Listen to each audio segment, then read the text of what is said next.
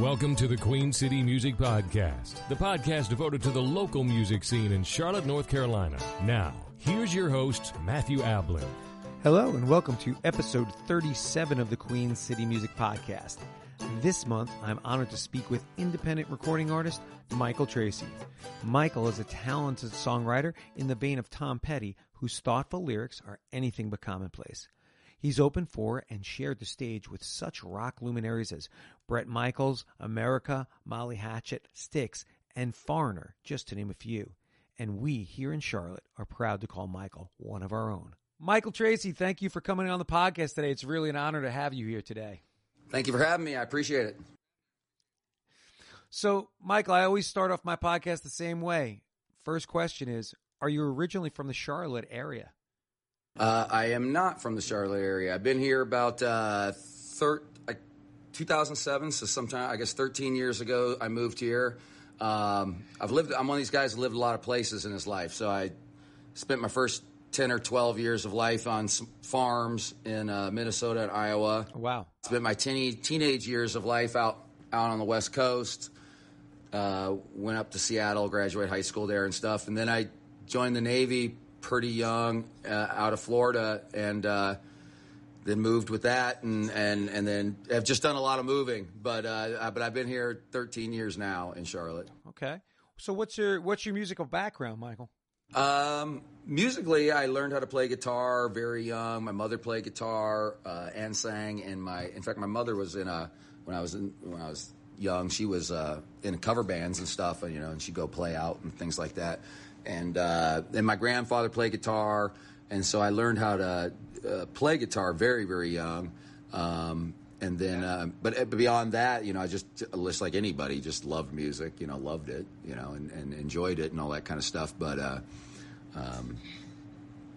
wasn't in bands or anything like that when I was young. So I had been reading up on your website, doing some research. So you got a relatively late start in the music, quote unquote, industry. It was what, 2000? I wouldn't even call it a relatively late start. Let's just call it a late start. You started in what, 2011? Can you run through that for us? Yeah, 2011, which makes me a 40-year-old man already at that point. I started in 2011. I started going out to open mics. I started writing songs and doing the whole process of the open mics, and was doing those three times a week, 4 times a week for about a year, and also in that process was recording some of those songs.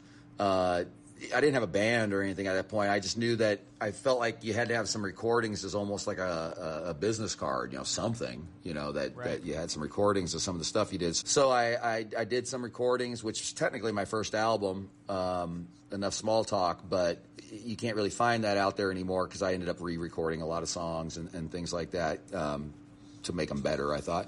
But my first gig in town was the Double Door in February of 2012. So I'm looking. So we're talking in 2020, of course.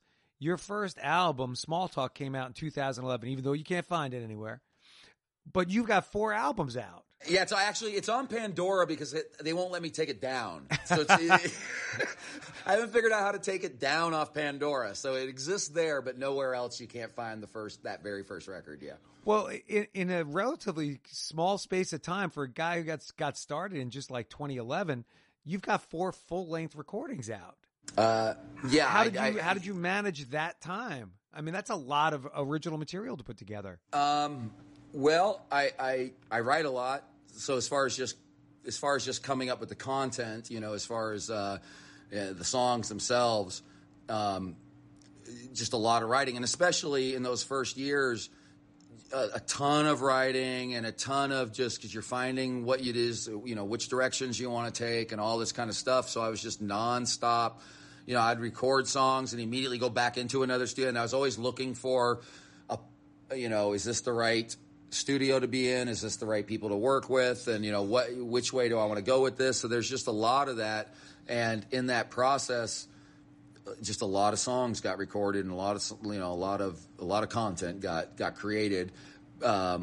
more content than people probably realize, because I never really, a lot of that stuff just never really really pushed it. It's not like I, Right. spent a year marketing it. I literally would get out of the studio on one album and be right back in it. Huh. But so what's the songwriting process for you? Because you're talking about going into the studio, and of course in this current musical time that we live in, a lot of people have home recording studios. Are you doing stuff at home, or are you doing stuff in an actual studio? What's your process like for getting your stuff down and recorded? So most of my all my songs, everything, I write alone. I don't really collaborate. I write a lot of these songs, and then I'll work on demos at home on this GarageBand app and things like that, and kind of build up demos. And usually would get the songs to a certain point. And I've always, all through this process, I'm playing live and have players playing with me. So you're kind of working on those songs with those other guys, and as far as their instruments go, before going into a studio and stuff like that. So, but as far as by the time I was bringing it to guys, there was a song there, Now, until the last album I did out in LA with a producer named Sahaj Ticketon and Bob Marlette, and there was a lot of collaboration there. They got, he's got song credits on the songs and things like that. But really my process is mostly myself. It is myself. Up to quite far along into the process, but I just do it at home and I make demos for myself, and I build them a certain, up to a point, on my equipment, and then I get with the musicians and see what their takes would be on this, and play the stuff live and hear things, and then if I feel like a song's ready to go into a studio, would do so, and. But those first, especially the last 3 albums, are all done in these different studios, because not only am I trying to find where it is I want to, who I want to be as an artist, or trying to be better at my craft and all these things, I'm also trying to find those people, the right studio to be in, or the right person to work with, to try to get that out too. So it sounds like it's been a long time, but actually times move so fast. That brings me to my next question, actually. So this latest recording you recorded out in LA, but you've got four albums. Did you record any of them here in Charlotte? Yeah. Or did you record them all in different towns? So the Enough Small Talk album, the very first one, which is the one not really available, although I do have CDs if someone wants. I recorded at Reflections. I was lucky enough to go at Reflections and work with a producer named Bruce Irvine. He had heard one of my songs that I had off there and hooked up and was interested in recording. So I got lucky to go into Reflections and do some recordings before that studio shut down. And then my second album, which took really a couple years, Boo English is a guitarist in town, and he has Knothole recording studios in his house, a home studio. And he was in my band. So over a long process, we were making songs in there, And so the Gonna Smile album was at a Knothole recording with Boo. And then I went and did some songs with down in Atlanta, and with a guy who's the keyboardist for Hank Jr., Joey Huffman. Joey Huffman down in Atlanta, and he was interested in recording some stuff. And so if you look at the Love and Worries album, which is just kind of a hodgepodgey thing, it's got these 3 songs that, these songs I did in Atlanta, and Rick Richards from Georgia Satellites is on it, and Steve Stone from Atlanta Rhythm Section are playing on it. And that was a little more country rock, a little bit is where he was taking me. And so we got some songs on there that. Then I had a couple songs I still had from Boo's sessions that I threw on there.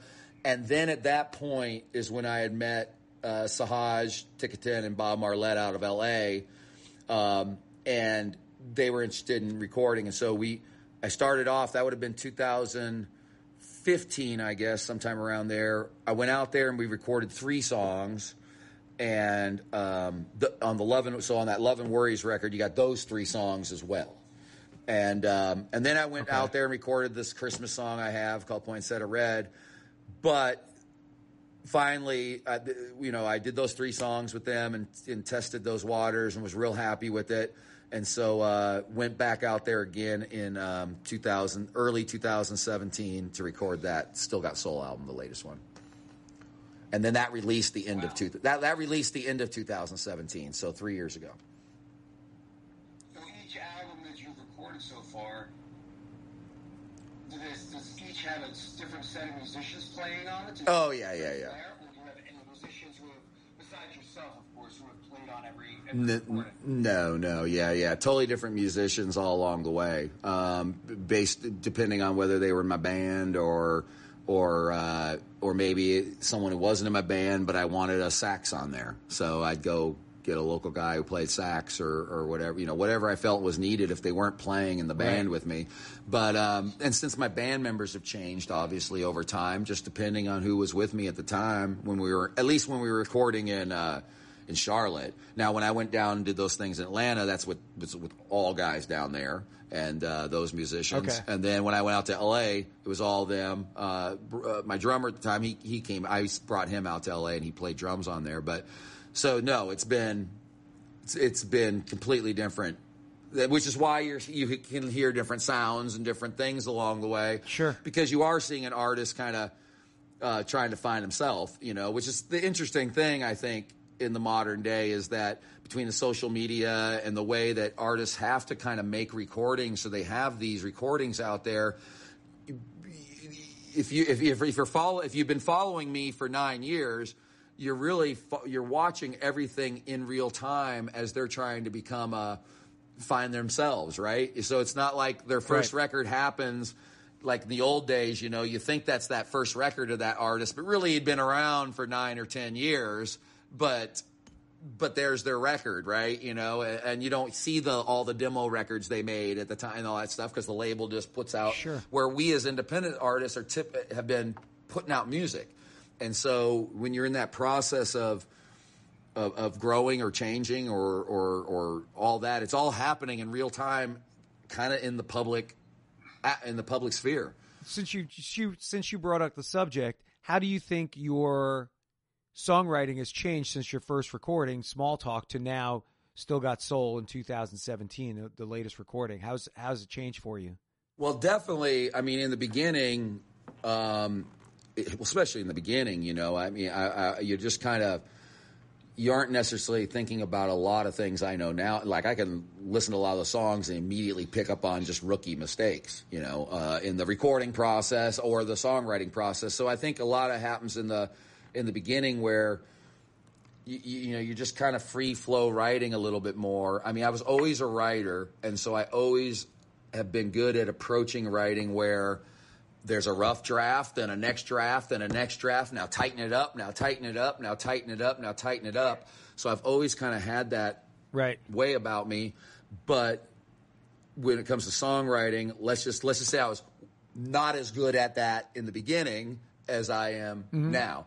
And you learn about yourself along the way. But I mean, when I worked, it does help when, you learn from people also. And the longer you're in this, the more you find people you respect and give you advice, and then you learn things. And those guys that I worked on Still Got Soul with are just such amazing craftsmen of understanding. So I mean, they do a lot of major label stuff and work with all kinds of big people, right. and so I learned so much about just songwriting. When you start getting into all those anal details of tension and release and all this kind of stuff, or that you're making sure that you're focusing on that word in the line versus that word, and all those little anal details that kind of go into the craft. Definitely much better at now. And I would say, I mean, Still Got Soul was 3 years ago. I think the stuff I've been writing now that will be my next group of songs is better songwriting than what that was. Which I hope it is. I mean, like we talked earlier before the podcast. I mean, it should be. Yeah. If you aren't getting better, then you got to start asking yourself, well, what the heck you been doing? Are you not? You aren't obviously working to try to get better. Yeah. Hey, can we take a moment, Michael, and listen to the song "Savannah Nights" off the album Still Got Soul? Yeah, sounds great. Old woman down by the river sells palm crosses, cakes, what you give her. Under the lantern, my silver dollar glows. I hear the trolley bells ringing, on top of cobblestone clanging. Dark shadows haunt the night, she tries to tell me where they go. Savannah nights, tempted by your slow seduction, give it all but still take something. Savannah nights, beauty in the candlelight, getting lost within Savannah nights.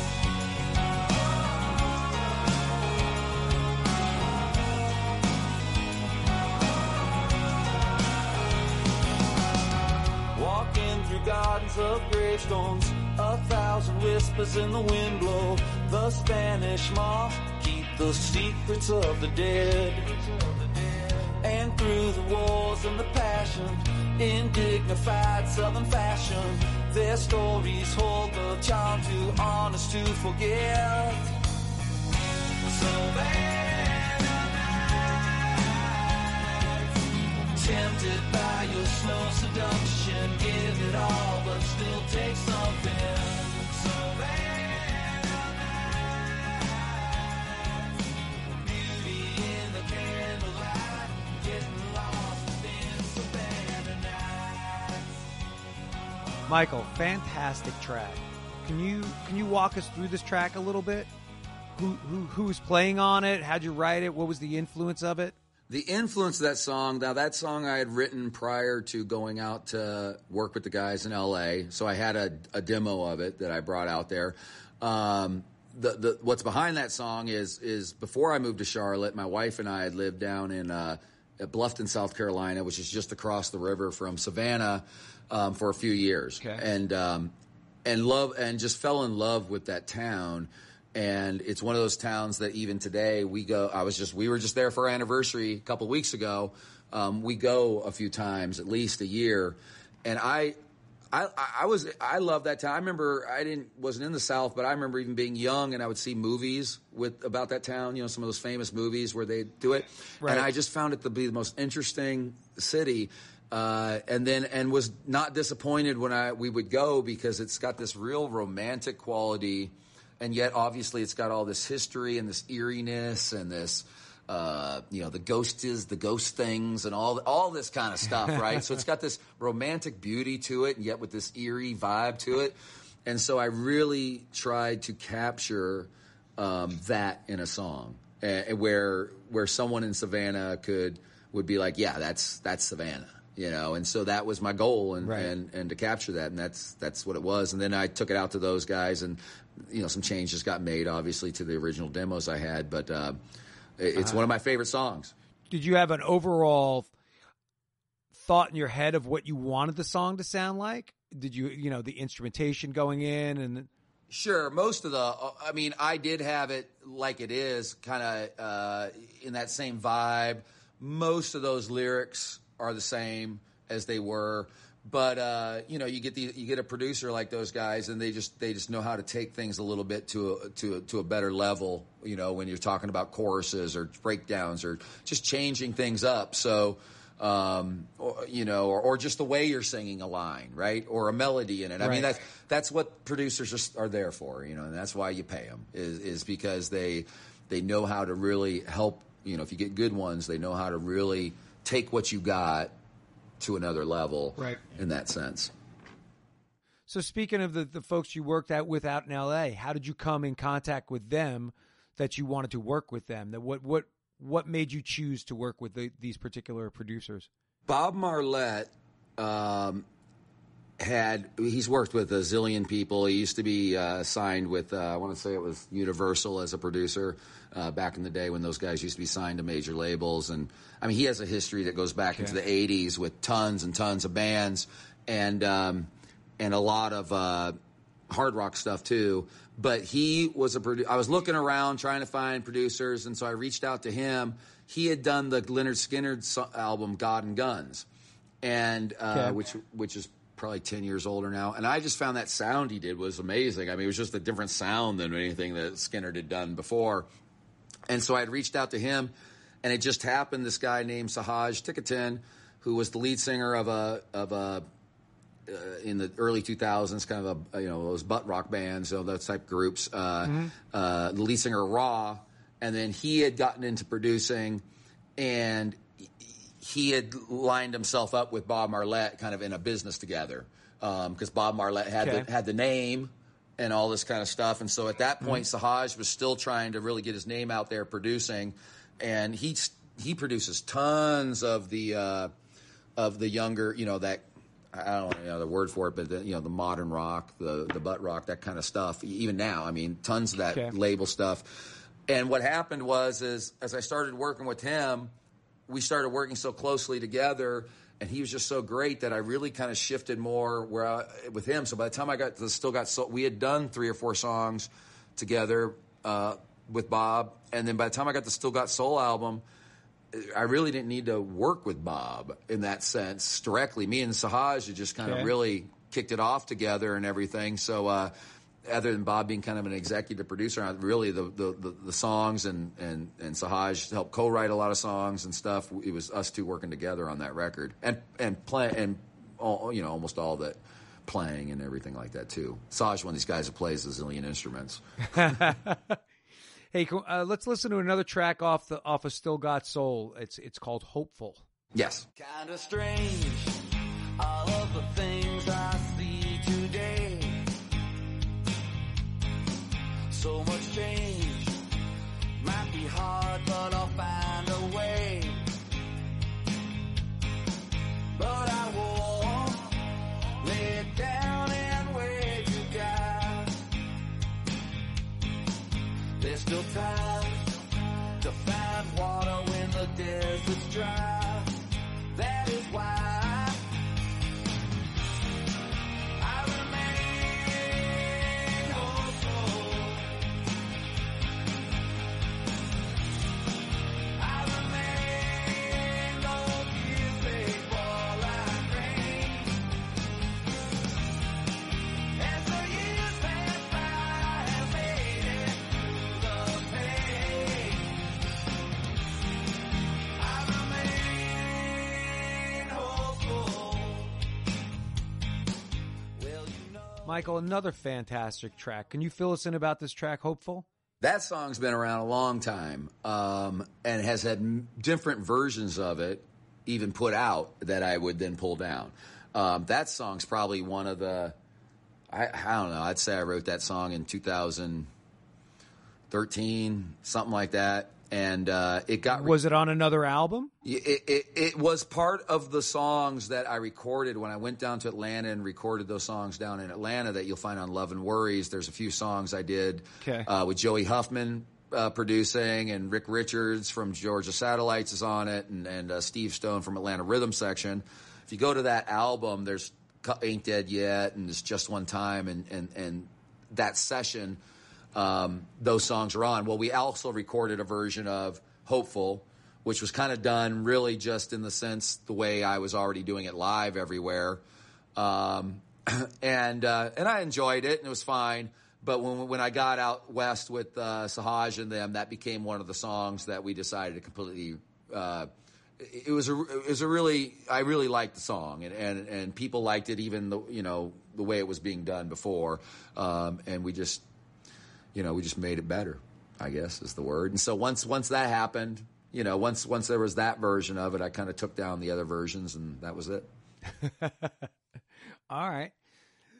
So you live in the Charlotte area. So when you're playing and performing, are you generally sticking around this area, or are you a regional player? Are you trying to play farther out, meaning... I noticed looking at your calendar, you're playing more in the Southeast. So you're playing in Charlotte, you're playing in the Georgia area, you're playing in the South Carolina area. How far out do you branch out as for your area of performances? Honestly, I'd go anywhere. It's just as long as I'm not going to have to sell my daughter for it. as long as you can make money. So just this past a month ago, I did a I was up in Cedar Point up in Ohio. I did a residency up there in August. Cedar Point, I've been there. Yeah, great place. Yeah, so I did a week-long residency up there during this COVID. But for the most part, yeah. Listen, I've done Kentucky and Tennessee. I mean, I've done Florida. I've done Alabama. I mean, there's been these one-offs in some of these other states. But if you really get down to where the majority of my work happens, it's the Carolinas, Georgia, South, over at the beach and things like that. Just because it's the easier stuff to, a lot of my band members have regular jobs, and so it's the easier stuff to bounce over and do a 2-night stint and be back, Sure. We've talked a little bit about, before we started recording, about just being an independent artist.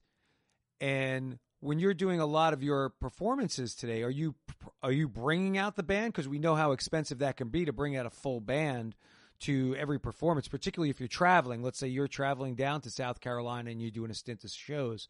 How does that work for you? Are you doing a lot of solo acoustic stuff these days, or are you bringing the band out for shows? I literally do it all. I mean, I do the solo, I do duo, I do trio, up to whatever someone wants. Right. As long as when you really, I mean, the sad truth when you really get down to it, it's just a matter of what's the pay.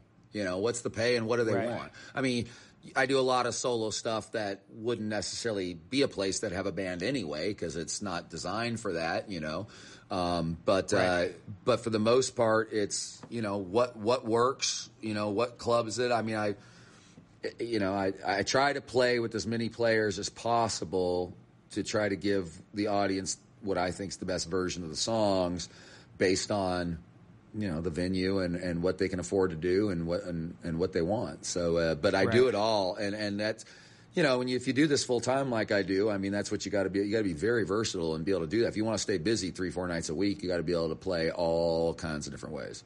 Yeah. Hey, we talked, once again, we talked earlier before we started recording, and you've mentioned it a couple of times about, the different hats and the different things that you've got to do since you do it all. Can you go into that a little bit about being an independent artist and the different hats that you have to wear and how you have to balance this like creative end with the business end as an independent artist? It's a hard balance. I mean, I've tried to just be someone who compartmentalizes in my head the different personalities, right? Because you still have to be doing the same thing as it would have been, I mean, you're a label, you're a manager, you're a publicist, you're a booking agent, you're a business owner who's trying to make the right decisions. I mean, you're doing all of those things, and yet you're also got this, this crazy artist who you are also, and has that side of his brain, and so it is. I mean, I becoming in this older, I've had lots of experiences in life and have done lots of different things. So obviously that helped with the business side of it and stuff like that. And then you also got to go out there and raise money, and for if you want to do something, it costs money. And so there's just all these hats to wear. But which is why I play so much. I play so much so that I can make enough money to be able to work all week, a full-time job doing this, and wearing those other hats and everything. So it's probably not for everybody. Well, it's not. I mean, some people, there are just artists who have no business managing themselves or no business doing any of this stuff themselves, right? But and by the way, even someone like me, I mean, it's not like you wouldn't want at some point the right manager or the right this person or that person to do things. I've just been very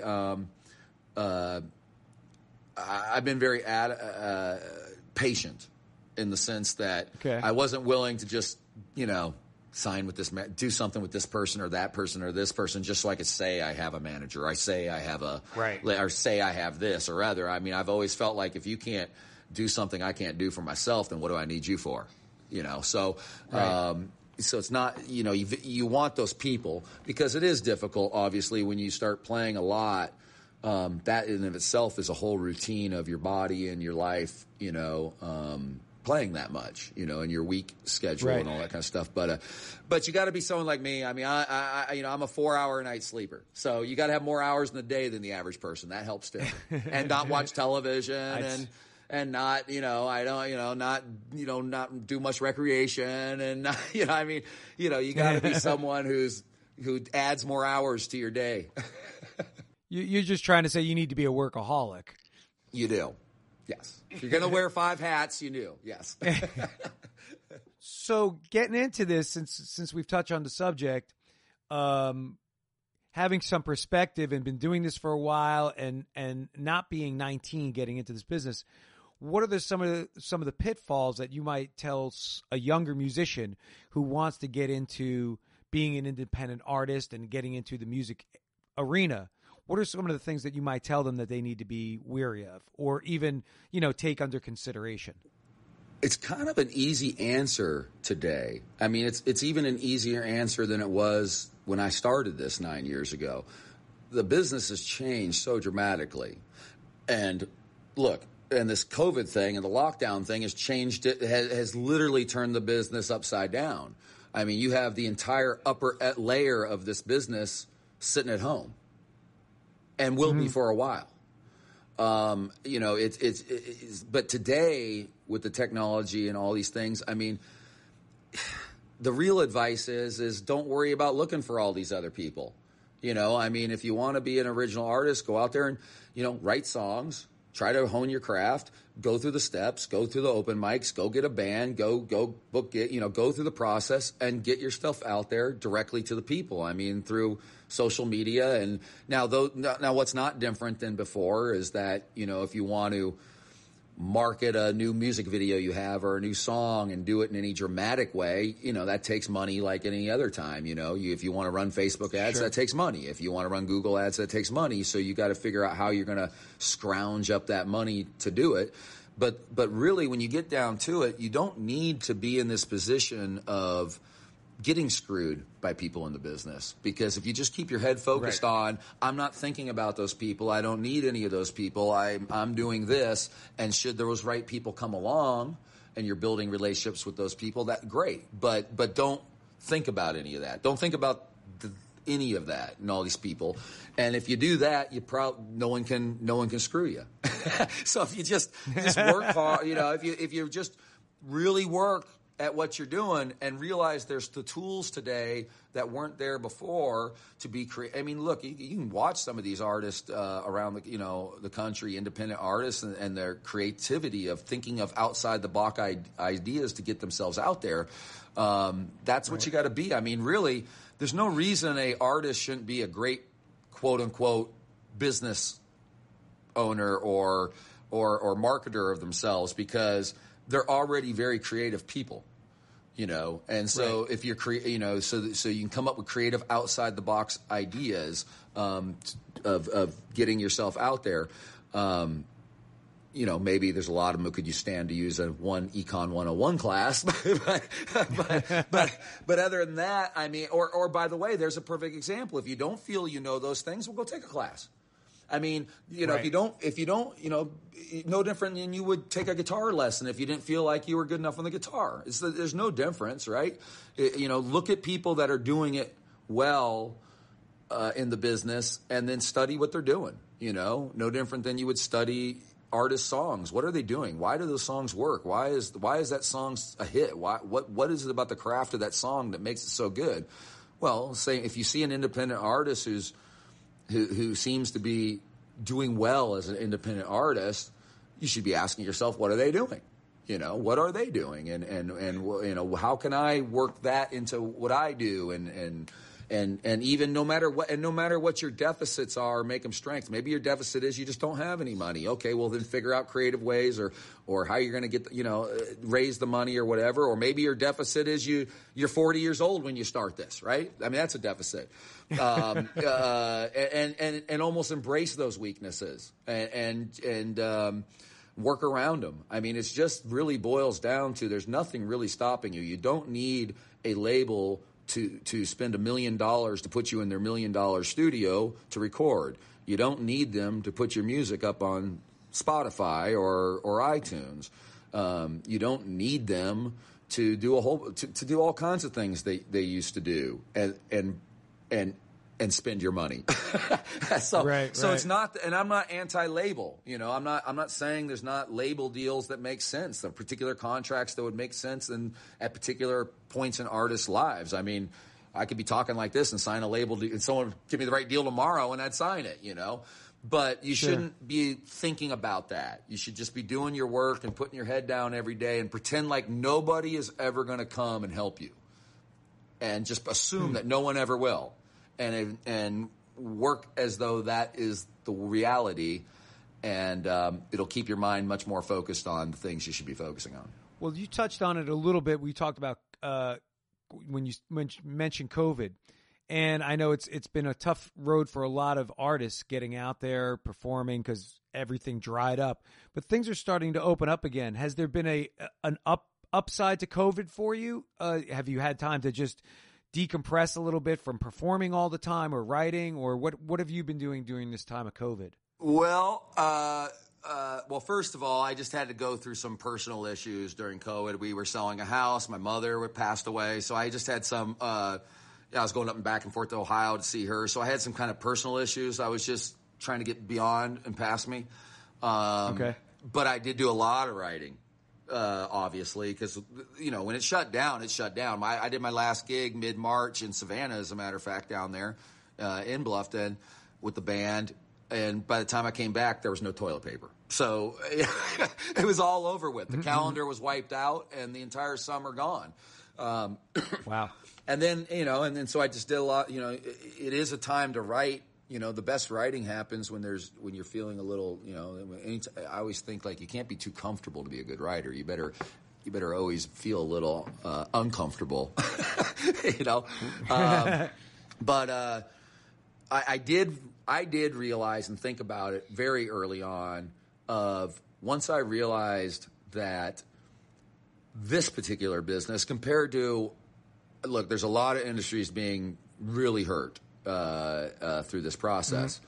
But when we're talking about the music business, wow. I mean, once I realized that the entire upper layer of the business, whether it be artists, managers, writers, venue, just you name it, the entire upper layer that presses above guys like me, and in other words, they get all the noise. You know, you're just trying to find your way to poke your hole into that world, right?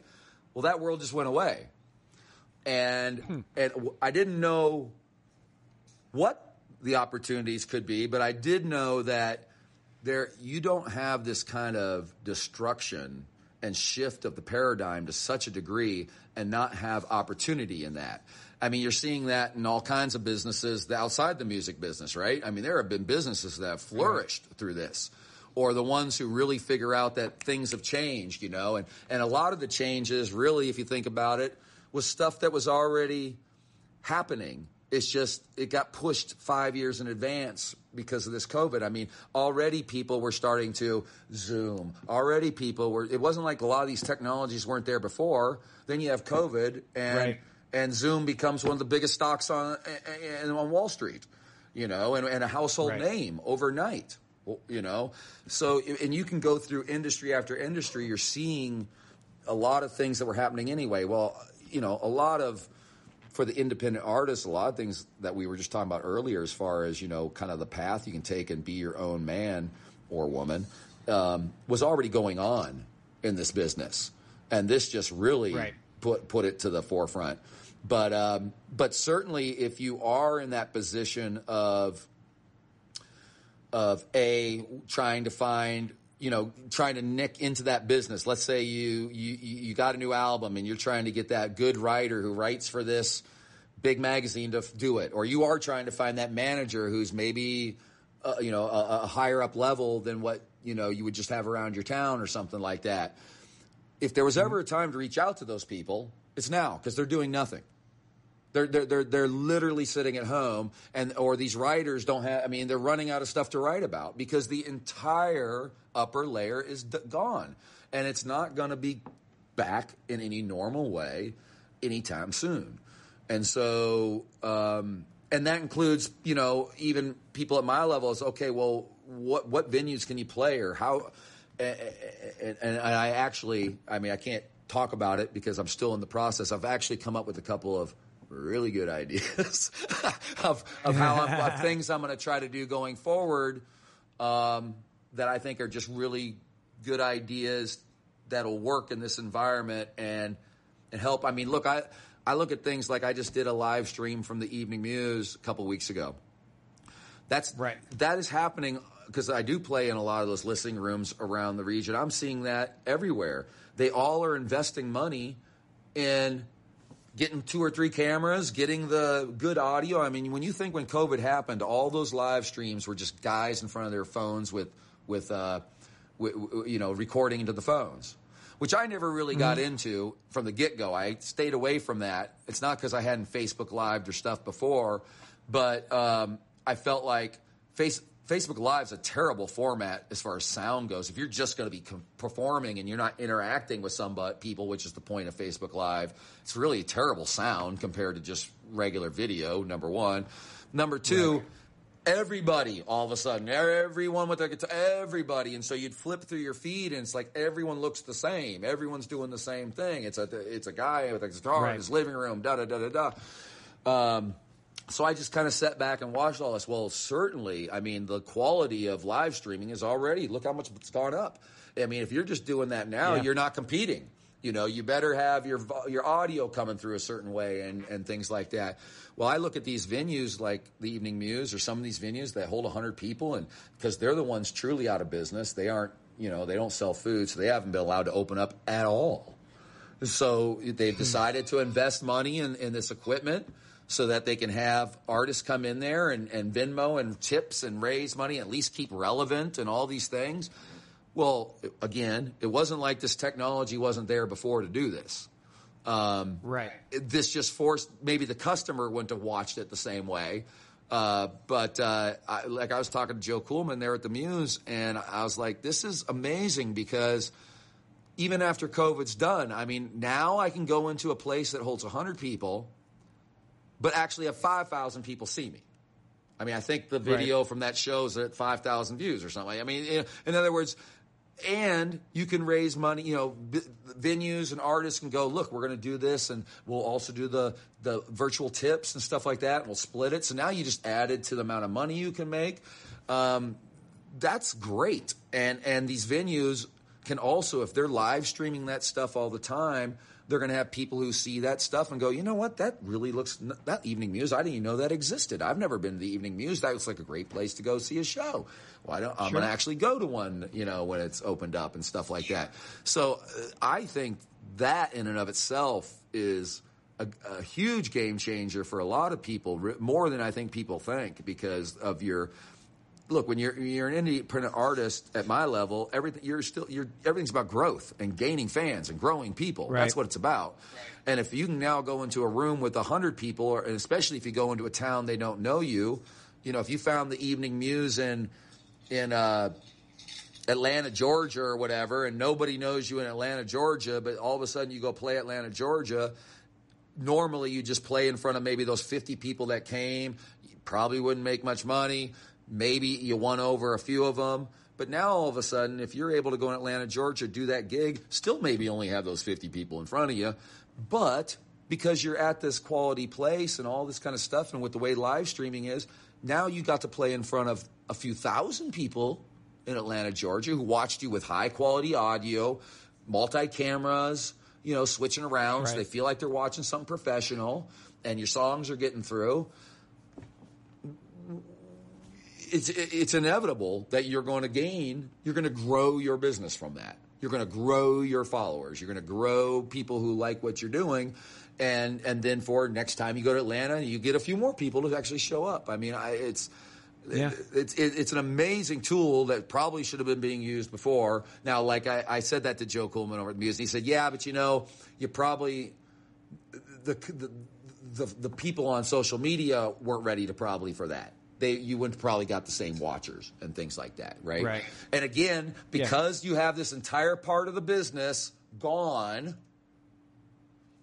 taking up space, taking up the feeds, taking up everything, all of a sudden you got people at home who have watched everything they can possibly watch on Netflix, watch everything they can watch on Amazon Prime.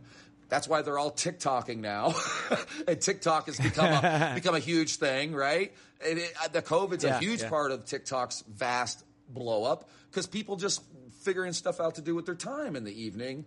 Sure. And now all of a sudden you got professional looking music coming through your Facebook feed or your Instagram feed from these live streams, and so they stop and watch, and that's I think it's actually a game changer going forward. I think a lot of people are going to figure out ways to continue to take advantage of that, and because now you do have a customer base a little more used to watching music that way. And these major artists, look, they're doing it too. They have to. They got no other thing to do. And they got to do their driving thing, live stream and all that kind of stuff, and obviously the problem for them is they're not making anywhere near the money they're used to playing.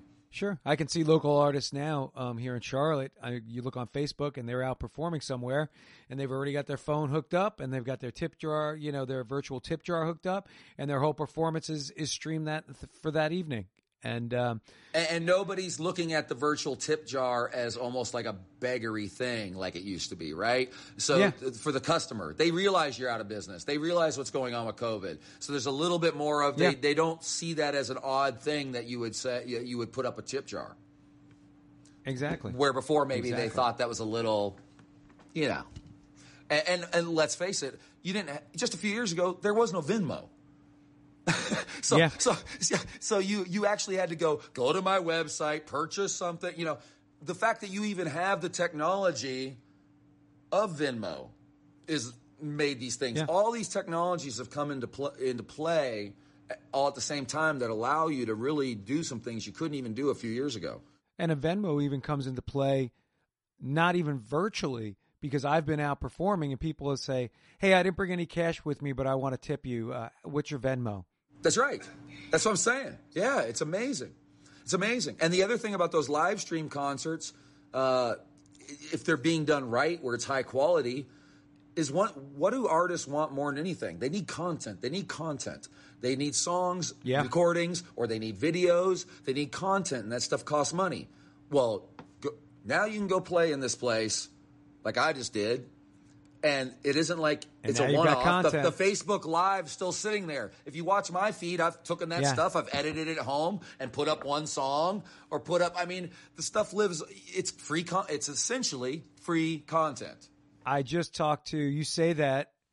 Yeah, last month I had on the guys from Abacab, the Genesis tribute band, and they just told me about a performance they did just like you, and then they said, well, we live streamed it and then we just cut up the songs and we've got a whole bunch of new content for our YouTube channel and Facebook page. So it really it's been beneficial in certain ways. Absolutely. So. And if you really think about it this way, you can go into those places.